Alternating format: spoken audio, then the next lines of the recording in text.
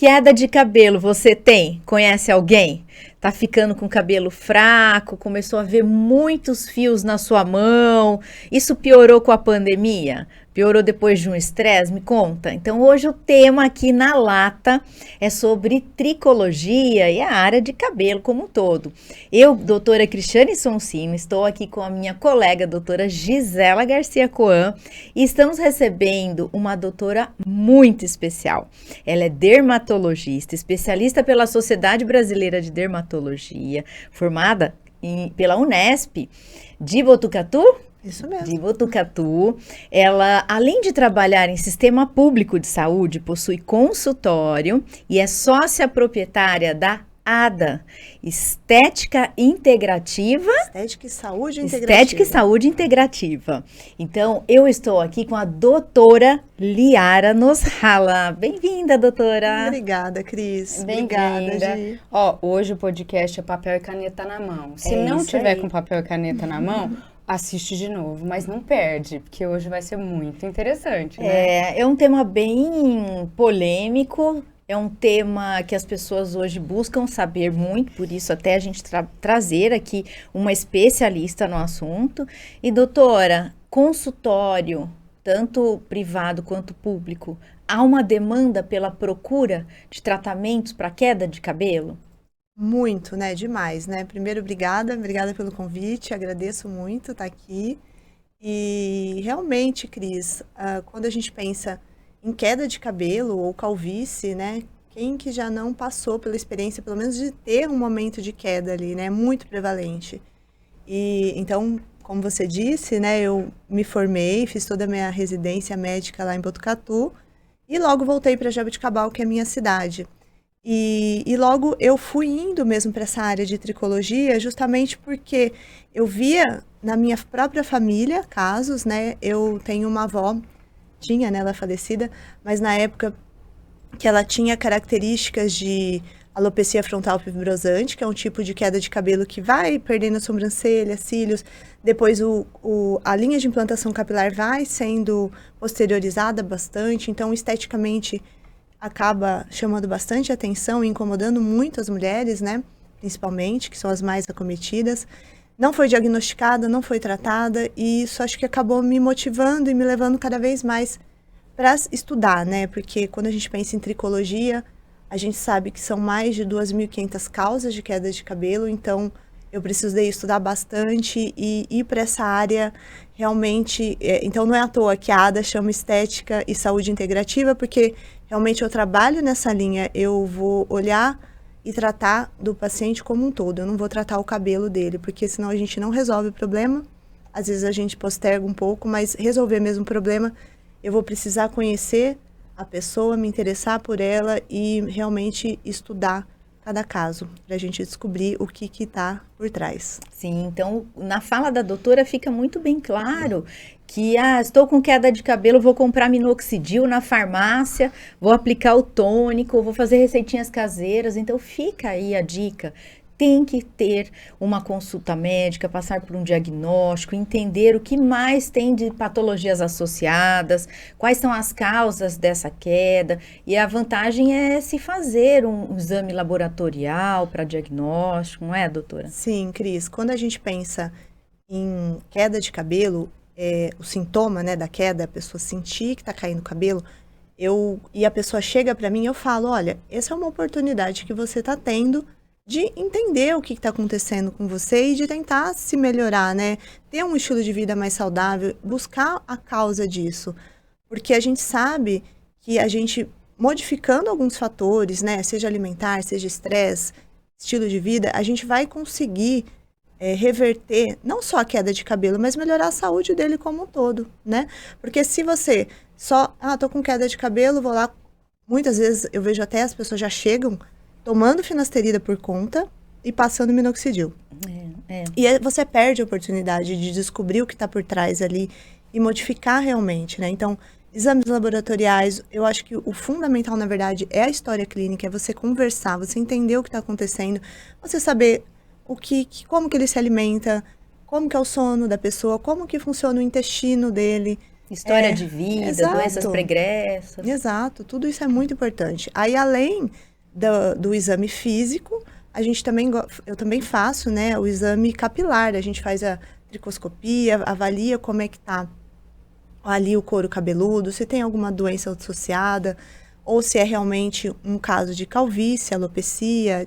Tem várias opções, né, várias possibilidades de doença, mas a avaliação realmente, eu acho que é o mais importante, que muitas vezes as pessoas querem resolver o sintoma rapidamente, né? Então, eu quero que pare a queda, né? Então, vou tomar um minoxidil, às vezes até tomar um minoxidil, às vezes agora chegam tem já oral, tomando, via né? oral também, polêmica aí, via oral. Isso.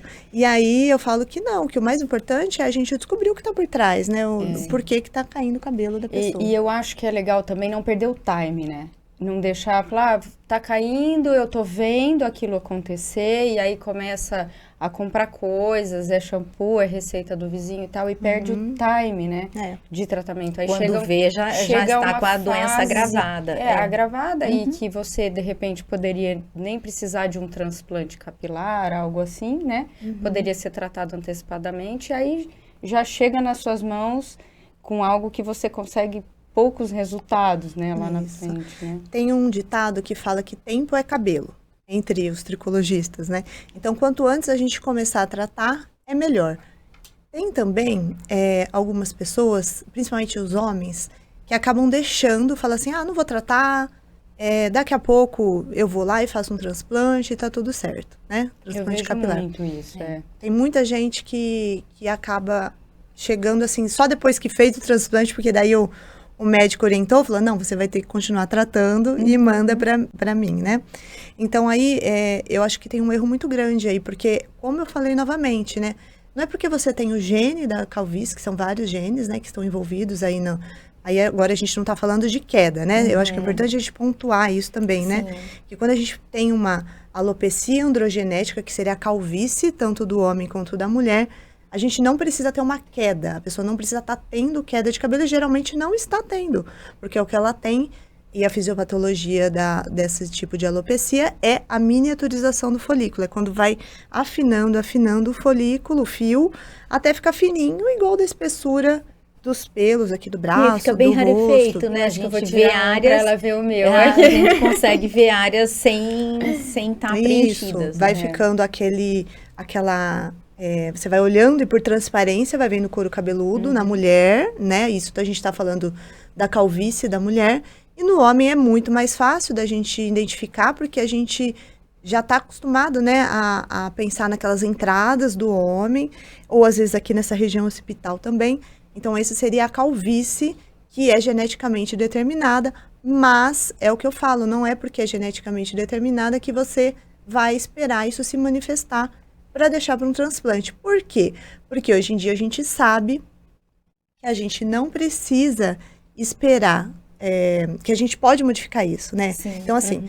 Tem muita tecnologia, né? Isso, e eu falo assim também, Cris, a gente, com a epigenética, o que é isso? Como o nosso meio, como nossos... o modo que a gente vive, o estilo de vida, a alimentação, como que a gente vai lá nas nossas células silenciar genes de doença, como a gente vai ativar genes de saúde, vamos dizer assim. Sim. Então, a gente não é porque... Eu explico assim para os meus pacientes, para eles entenderem, né, que eu acho que fica bem claro. Se a gente tem gêmeos, né, a gente está até falando dos gêmeos aqui. Se a gente tem gêmeos idênticos, com o mesmo DNA, com mesmos genes, os dois iguais. Um tem um estilo de vida extremamente saudável, estresse controlado, alimentação regrada, faz todo o acompanhamento, e o outro não. Tem um estilo de vida super desregrado, alimentação ruim, um estresse lá no alto. É lógico que o que tem esse estilo de vida ruim vai ativar e manifestar genes de doença muito mais cedo do que o outro. Então, quando a gente pensa na calvície e você procura um profissional tricologista que vai te ajudar a identificar aonde que estão onde você pode se modificar, né? Seja através de exames laboratoriais, e a gente vê que tem deficiências de vitaminas, de minerais, seja através de questões como estilo de vida mesmo, né? Falta de atividade física, nível de estresse lá em cima. Então, a gente pode estar auxiliando, Porque quando você silencia gene de doença, né? Então vamos pensar em genes de doença, pensando na alopecia androgenética como uma doença, você não vai silenciar só ele, você vai silenciar muitos outros genes que podem estar lá no futuro aumentando o risco cardíaco, aumentando o risco de derrame, de infarto, de câncer. Então eu acho que a gente esperar e deixar para depois fazer um transplante. E esse pode ser um sinal, né? Esse é só um sinal. Sim, né? exatamente. Incomoda, mas de é que um o sinal. autocuidado De que alguma está coisa errado. tá deficiente, né? Pode Exato. ser isso também. Exato. E tem alguns fatores, assim, por exemplo, usar muito boné, dormir com o cabelo molhado, coisas básicas, assim. Conheço uma pessoa que só lava o cabelo com água gelada, só lava o cabelo na pia, porque é ruim, né? A gente até comentou isso, é ruim a água gelada no corpo, mas ela vai e lava na pia, ou ela lava com chuveirinho, com água gelada. Água morna prejudica alguma coisa, assim? Então, quando a gente pensa nesses cuidados aí que você está falando, principalmente não dormir com o cabelo molhado, né, que é algo que eu oriento bastante, a gente pensa na proliferação de fungo. Demais de fungo. E também na questão de aumento da oleosidade, né? Quando a pessoa está numa alopecia androgenética, que é essa calvície em atividade, ela já tem um aumento da oleosidade. Então, é comum a pessoa chegar e falar, nossa, eu tenho que lavar o cabelo todo dia, fica muito oleoso. Então, e esses... Serviu muito para mim lá. agora, obrigada.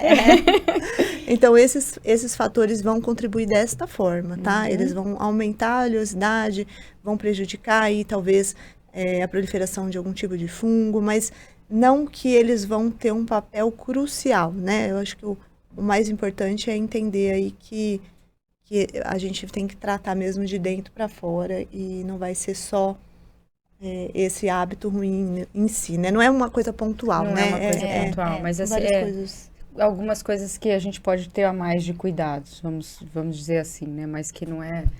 A questão de cabelo oleoso, eu tô sofrendo com isso, e às vezes eu durmo com o cabelo molhado, e eu não imaginava isso. Juro, quando ela falou, eu falei, puxa, assim, vestiu, né? Você vê uma frase Pode que... contaminar, né?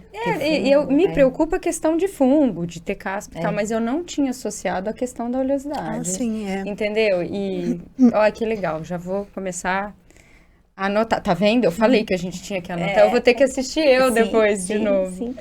E com relação hoje a possibilidades terapêuticas, além das farmacológicas, hoje existem possibilidades mais naturais? Quanto mais jovem é esse indivíduo, o que vocês hoje, que estudam, né, também essa saúde integrativa, como é que vocês veem isso hoje? Então, tem várias coisas, né, Cris? Eu acho que a gente pode, sempre a partir da demanda, né? Então, sempre a partir da pessoa que está ali na frente. Então, às vezes é um estresse exacerbado. Eu vou precisar orientar que ela procure, talvez, um psicoterapeuta, atividade física também, outra coisa que eu acabo indicando. Mas pensando assim, por exemplo, na calvície em si, na androgenética em si, também existem, né? Hoje em dia a gente sabe que o óleo de semente de abóbora, ele é extremamente benéfico, né? Tem também alguns outros componentes aí naturais de plantas que também ajudam nesse sentido. Então, também tem a questão... Centeio, né? Tem vários, né? Isso, ActriSafe, enfim. Tem vários que a gente consegue utilizar de uma forma mais natural, né? Inclusive, tem muitos pacientes que me procuram que não querem tomar finasterida. Sim. Isso é muito... Eles leem muito, né? E querem postergar, e com toda razão, né? Assim, claro que o dermatologista vai saber o momento e o indivíduo. Mas se hoje existem possibilidades mais naturais, e pessoal, olha, quando a gente fala natural, não quer dizer que você vai tomar aquilo que você viu na internet, que é porque é natural, que não faz... mal, porque tem efeito tóxico. Então, é muito importante que alguém, como um profissional habilitado, aqui a gente está falando da dermatologista, né, que faça essa análise do que vai ser prescrito, da composição, dos fitoativos, dos nutracêuticos. Por quê? Porque se estuda a dose, biocompatibilidade entre os princípios ativos, para que realmente haja uma fórmula mais individualizada para que o paciente obtenha melhores resultados, não é, doutora? Isso mesmo. Individualizar a fórmula, né? Vocês analisam o indivíduo como um todo É muito e comum. compõem. é muito comum eles já chegarem tomando um polivitamínico, muitas vezes. Sim. Olha, mas isso vamos falar também da queda de cabelo, né? Então, agora vamos pensar não só da alopecia androgenética, mas da queda em si. Então, o seu cabelo tá caindo, né? Então, tá caindo mais do que o normal. Você não tem só uma calvície, por mais que você já ache isso, né? Não, eu tenho calvície, então meu cabelo cai por causa disso. Não. Você pode ter um eflúvio associado que é diferente, né? E, geralmente, os eflúvios, eles vêm por deficiências nutricionais, por deficiências, por alguma alteração hormonal. Então, a gente precisa investigar. Então, é muito comum chegar já com aquele polivitamínico pronto. Sim. E aí, quando a gente vai dosar, né, que eu doso, né, vitamina B12, a gente dosa vitamina C, vitamina D, enfim, selênio, zinco, vamos ver o que está precisando ali. Muitas vezes, eles vêm até... Não, doutora, eu já colhi tudo isso, estava tudo normal. Aí eu vou olhar, porque geralmente os valores de referência, eles estão extremamente amplos, né? Eles são muito amplos e não quer dizer que aquele nível que está ali é o ideal para aquele indivíduo. Sim. Então, muitas vezes eles já abriram, não, tá tudo normal, eu olhei, aí eu vou olhar lá uma B12 de 300, né? Eu falo, olha, tá normal para o valor de referência, mas para você precisaria estar acima de 500, né? Então, para esse indivíduo, eu vou prescrever, e vou prescrever qual, né? Então, tem tanto raciocínio clínico junto aí que a gente precisa pensar, se a absorção dele não é legal, se ele é geneticamente ele não processa bem, né? Não absorve bem a B12, eu vou precisar lançar mão de uma forma mais biodisponível para ele, como a metilcobalamina, por exemplo. Então, cada fórmula vai ser muito individualizada, desde a dose, desde o que eu vou colocar ali. Isso é muito importante, eu acho que faz muita diferença. E quando a gente fala de biodisponibilidade, melhor absorção, o que tem a ver o intestino com relação a essa ingesta da prescrição que o dermatologista faz? Sim, olha... eu costumo dizer que é um mundo novo, assim, que se abriu, assim, porque quando eu estava, né, faz acho que 15 anos que eu tô aí na dermatologia, mas quando eu estava lá, a gente não tinha, nem quando eu estava na faculdade, imagina, a gente não falava muito sobre essa riqueza que é a microbiota intestinal, né? Hoje a gente sabe que alterações na microbiota intestinal, elas precedem aí em 10, 15 anos doenças, então elas são os primeiros marcadores de doenças crônicas dos indivíduos, né? Então, se associa a Alzheimer, Parkinson, doenças neurodegenerativas, enfim, câncer, várias doenças mesmo. E hoje em dia, para vocês verem a importância disso, né, da gente cuidar dessa microbiota, várias doenças dermatológicas, não só, vamos falar só de cabelo, né, mas doenças mesmo, existem vários probióticos específicos para isso, que seriam cepas que ajudariam na saúde intestinal e evitar a progressão dessas doenças. Então, quando a gente pensa, é muito comum, né? Até acho engraçado, as pacientes ficam muito chocadas porque eu pergunto como é que tá seu intestino? Aí eles falam, tá normal. 90% falam que tá normal. Mas o que é normal para você? E eu vou perguntar, porque de repente eles falam que tá normal, aí eu vou ver... Evacua a cada 3 líquido. Dias e para aquela pessoa é normal. Ou líquido. Não, tá tudo mole, líquido, sem forma. Então, eu pergunto mesmo, é formato de cobra? Você tem dor? Eu pergunto tudo. E isso é muito importante, porque ele me dá muita dica se há ou não uma desbiose intestinal, que é uma alteração do intestino que, sim, vai fazer muita diferença, não só no cabelo, né? Porque se você pensar que você tem mais bactérias e fungos e vírus no seu intestino do que células no seu corpo, é porque eles têm um papel muito importante, né? A gente sabe que neurotransmissores são produzidos no intestino e absorção de vitaminas, minerais. E outra também, quando inflama nosso intestino, a gente abre gaps, né? Buracos, que vão não mais filtrar o que está entrando ali. Então, começa a entrar coisas que não eram para entrar no nosso organismo, né? É muito legal. Quando eu fiz o meu mestrado e doutorado, eu estudei probióticos, bactérias que são probióticas, né? Mas não tinha aqui no Brasil muita coisa a respeito.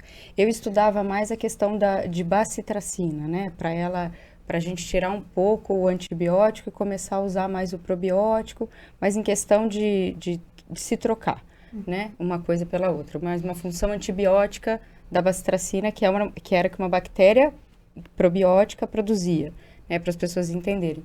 E aí, quando eu cheguei nos Estados Unidos, no próprio supermercado, tinha uma prateleira de probióticos, assim. E aqui não. E aqui, assim, eu queria dar um probiótico para minha filha, não tinha para criança, assim. Saiu o primeiro que a gente começou a ver, não há muito tempo, era a enterogermina. Só tinham bacilos que serviria para criança, assim. Há pouco tempo eu fui numa droga raia, assim, e tem uma prateleira, assim, e isso me deixa feliz. Hoje a gente vê iogurte, a gente vê tanta coisa, e a gente vê essa questão do intestino se mostrando importante também, as pessoas conseguindo ver isso, né?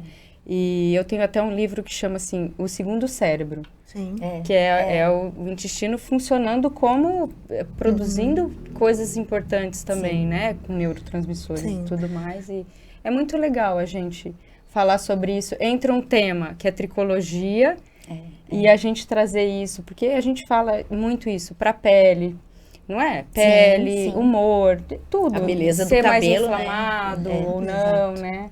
Isso é muito legal, né? E o sono? O que tem a ver o sono, a redução do sono, um sono que não tem uma boa qualidade, com relação à queda de cabelo?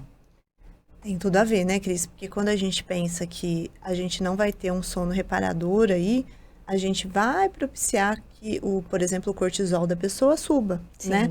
E fora, a gente não tem o descanso, né? Porque eu lembrei de outra coisa aqui também que acho que é importante falar. Lembrei assim, quando a gente não dá o repouso, né, para os órgãos, né, para o pâncreas, quando a gente come à noite, quando a gente tem hábitos ruins. Então, às vezes, a pessoa, além da insônia, acorda, come, deita de novo.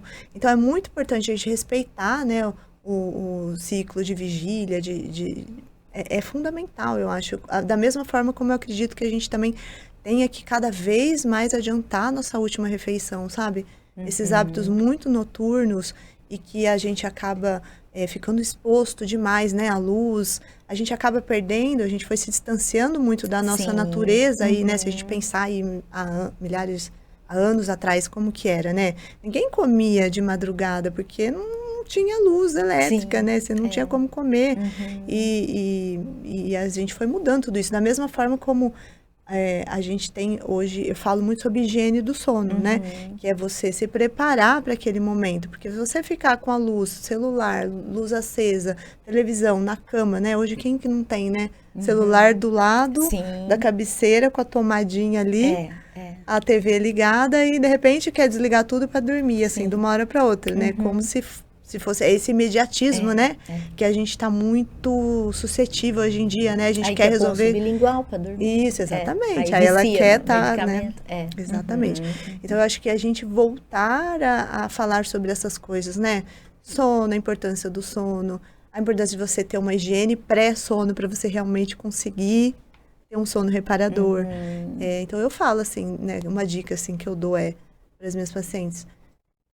Tem vários tipos, né? Mas, por exemplo, aquelas que ficam pensando um monte de coisa na cabeça, que hora que deita. Então, tem um caderninho do seu lado, escreve tudo ali, põe tudo que está vindo na sua cabeça ali. E aí, pronto, tá encaminhado no dia seguinte, resolve. Isso, a gente chama isso de escrita curativa. Escreve tudo ali, deixa lá e vê se isso te ajuda. Faz um chá também, porque é uma forma de você diminuir a luz da cozinha, faz um chá, intenciona como é que você quer que seja a sua noite, já vai tomando um chazinho relaxante, né? Tem vários tipos aí. Eu acho que tudo isso são dicas pequenas, mas que eu acho que a gente pode associar de forma mais tranquila, né? A gente não precisa, igual a Cris tomou todo o cuidado de quando a gente, às vezes, cita algum nome, né? De medicamento, por mais que seja natural, a gente tem que tomar cuidado, mas esses são hábitos que você, eu, todo mundo deveriam ter, né? E claro que, mesmo quando a gente fala de alguma coisa que nem eu citei aqui, a enterogermina, mas é uma... eu citei sem ter uma indicação, né? Claro que existe. Não, existe, mas nem para que serve. Esse foi um exemplo do que... claro que precisa de uma prescrição e uma indicação, né? Nem, não serve para tudo, né? E óleos essenciais, assim, você gosta de indicar, de utilizar, funciona mesmo? Como que é para você, assim? Eu acho que tudo que a gente pode agregar, né? Então, quando a gente pensa em óleo essencial, se a gente está falando no sono, a gente pode associar, por exemplo, o de lavanda, né? É um óleo essencial muito coringa aí para várias coisas. ele diminui um pouco a ansiedade, ele vai ajudar a relaxar. Mas quando a gente pensa em cabelo, um que eu gosto muito é o de alecrim, porque ele reduz, inclusive, a oleosidade, né, capilar. E anti-inflamatório, né? Seborregulador. Isso, e eu gosto muito do de melaleuca também. Ah, sim. De melaleuca que ele tem a função bactericida, exatamente, fungicida, exatamente. né? Sabe que os antigos, a gente fala antigos, mas isso ainda existe, faziam o chá de alecrim para passar no cabelo, no banho, né? Existe. Tem muita gente que ainda faz isso. Hoje mesmo eu atendi uma paciente, ela falou pra mim, ai, doutora, não tô aguentando mais, eu faço chá, passo, tomo, faz tudo, né? Já. Mas eu acho que acho que os saberes populares a gente não pode descartar nunca, né? Mas vamos investigar, né? Foi o que eu falei pra ela, pedir exames, vamos ver o que tá por trás aí. Eu perguntei realmente na questão sono, né? Porque se eu coloco um chazinho, um olhinho essencial, talvez me estimule, né? Dê aquele start do agora chegou a hora de dormir, né? Desacelera, né? Fala pro cérebro, é agora, né? Com relação a óleos essenciais, a gente tem feito muito um trabalho nos consultórios de associação com argila, com tônico. A gente associa óleos essenciais na higienização profunda de couro cabeludo, igual tem limpeza de pele, existe um procedimento que chama higienização profunda de couro cabeludo, onde a gente faz a raspagem desse couro de forma suave, utilizando peeling ultrassônico. O peeling ultrassônico, ele faz uma vibração nesse couro cabeludo e que, além de remover toda a sujidade, ele também aumenta, ele dá um incremento circulatório. E no final, né, a gente costuma associar com fototerapia, LED laser, e utiliza-se também o olhinho essencial. Então, gerânio, lang-lang, alecrim, óleo de lavanda, né? Tem vários óleos essenciais, cada um com uma função. Hoje eles ajudam até no incremento circulatório também, né? Além de fazer esse controle de oleosidade. Então, ajudam até na redução da queda, no estímulo de ter novos fios. Mas lembrando que toda a quantidade deve ser muito dosada pelo profissional, não dá para sair usando em casa o que viu na internet, porque pode ser tóxico. Alguns têm penetração pela pele, couro cabeludo, via sanguínea. Então, uma hiperdosagem pode dar uma reação alérgica. Então, mais que hoje a gente tem efeitos muito interessantes nos artigos científicos do uso do óleo essencial como um auxiliar, né? Um adjuvante aí nas terapias capilares. Lá na ADA a gente tem realmente um protocolo de limpeza do couro cabeludo, igual você comentou. Eles são sempre tratamentos que eu chamo de coadjuvantes, né? A gente tem também o laser de baixa potência e a gente associa também lasers como o Lavian. Enfim, tem várias possibilidades. Cita pra gente algumas tecnologias que hoje, não só porque estão na moda, mas que tem um cunho científico, uma evidência científica, porque antigamente tinha princípio ativo tópico, né? Uso de tônicos. Hoje a gente já sabe que tem recurso tecnológico. Cita alguns recursos. O que eu mesma, né? Que eu mais faço é o MMP, não sei se vocês conhecem, que é o microinfusão de medicamento pela pele. Que a gente, através de uma máquina, a gente vai colocando, ele não tem aquela pressão, né? Quando a gente fala, eu faço mesoterapia. Não é a mesoterapia, porque a mesoterapia é como a gente coloca com uma agulhinha, fazendo uma pressão mesmo para injetar aquele produto. Quando a gente pensa no MMP, é uma maquininha e lá a gente vai colocar por capilaridade. Então, a gente mergulhe por capilaridade nas agulhinhas bem fininha, a mescla, né? Uma mescla individualizada que a gente faz para cada que é um paciente. Blend de princípios ativos, né? Isso, e muitas vezes também eu coloco vitaminas que eu vejo que a pessoa precisa. E aí a gente, por capilaridade, vai colocando em todo o sítio de tratamento. É o que eu mais faço, né? Mas a gente tem várias possibilidades de tratamento, a gente pode associar laser de baixa potência, laser mesmo. A gente pode utilizar também a aplicação própria mesoterapia. Às vezes eu faço também, depende do caso, né? Principalmente quando a gente pensa em áreas localizadas, por exemplo, uma areata. E aí a gente não tem necessidade de ficar tratando todo o couro cabeludo, né? Mas eu acho que elas vieram para ficar e para ajudar e realmente tem um resultado muito bom, principalmente quando a gente pensa na miniaturização do folículo, né? Que é aquele folículo que afinou e a gente ainda tem folículo viável.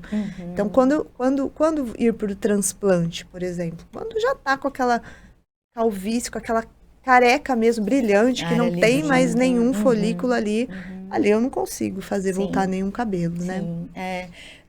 Em 2019, eu escrevi uma apostila para uma instituição parceira da instituição que eu trabalho na FATESA, e eu fiz uma revisão muito boa, assim, de artigos científicos, e o que eu mais achei interessante é que hoje, com esses recursos tecnológicos, é possível aumentar a fase anágena. O que é a fase anágena? A fase que fica crescendo o cabelo, diminuir um pouquinho o tempo de fase telógena, que é o tempo em que fica caindo o cabelo. Então, quando a doutora fala em fios miniaturizados, a gente vê nos artigos que, às vezes, no único folículo, um fiozinho bem fininho. E com essas tecnologias, é possível que no mesmo folículo tenha mais de um fio. Esses fios vão ser mais encorpados, o que dá uma sensação de preenchimento no couro cabeludo. Então, hoje, se você tem essa dificuldade, né, por estar passando por uma queda de cabelo, uma alopécia, procure um profissional que vai fazer uma avaliação do seu estado de saúde e vai indicar o melhor tratamento oral e tópico. Dica, Gi, 2 ou 3 dicas aí sobre o nosso programa de hoje. O que você quer falar? Procure a doutora Liara. Procure uma dermatologista, doutora Liara. Procure a doutora Cris. São 2 ótimas. Eu já tô aqui quietinha, assim. Eu tô com um monte de pergunta me segurando, sabe? Porque eu não sou especialista nisso. Bastidor. Mas eu tenho muita dúvida sobre isso. Eu acho que a questão dessa saúde integrativa é algo que faz muito sentido para mim. Muito mesmo. Eu acho que não é essa questão de você ir, vai e trata uma ruga, você trata só o cabelo. Não, é um todo, né? E a gente sempre fala muito disso aqui. Eu achei super legal você vir falando isso e reafirmando que a gente acredita, né? E eu acho que essa questão da gente hoje ser muito inflamado também, a gente tomar muito cuidado com inflamação, a gente tem uma alimentação muito inflamatória, a gente tem uma vida que a gente não cuida muito disso. Então, mas as 2 dicas-chave para mim são procure a doutora Liara e a doutora Cris. Minha dica-chave, deixar a nossa convidada por último, porque ela vai contribuir bastante com as dicas. Minhas 2 dicas, elas são: não se automedique.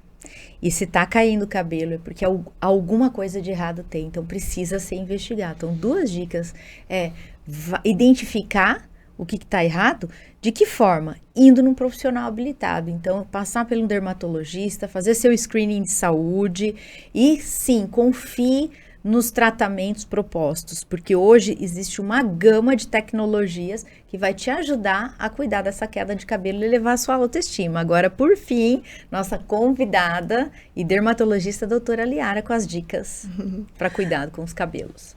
Eu acho que o mais importante é a gente entender isso, que a queda de cabelo, ou mesmo se você não percebe a queda, mas está afinando, está vendo o couro cabeludo, ele é um sintoma que não se deve automedicar e nem menosprezar, né? É algo que o seu corpo está te comunicando algo.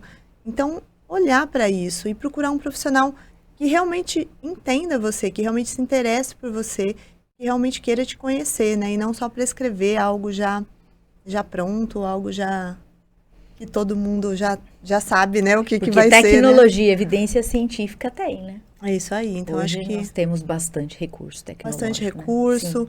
Eu acho que, assim, uma coisa que a gente brinca, tudo, mas é algo extremamente doloroso para muita gente, né?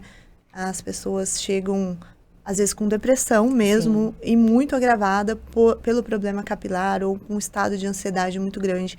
Então, é muito, muito difícil, assim. Tem paciente meu, na semana passada, que chegou falando assim: doutora, eu vou raspar meu cabelo, porque eu não aguento mais ver cabelo para todo lado, assim. Então, acho que é importantíssimo a gente cuidar e sempre de uma forma multidisciplinar, porque eu sinto que quando chega nesse nível, tem mais coisas por trás, né? Então, talvez um psicólogo, um psiquiatra, a gente tem que estar sempre aberto a entender o que aquele paciente, aquele indivíduo na minha frente precisa. que é a saúde estética É integrativa. isso aí. Bom, se você gostou do nosso tema hoje, que é tratamento capilar, espero que você deixe suas dúvidas, comente aí no nosso vídeo. E se quiser saber mais, teremos novos vídeos para você. Então, curte, compartilhe, siga-nos no canal e teremos aí novos temas a serem abordados. Também podem dar dicas. E esse foi o nosso Beleza na Lata de hoje. Muito obrigada. Até mais.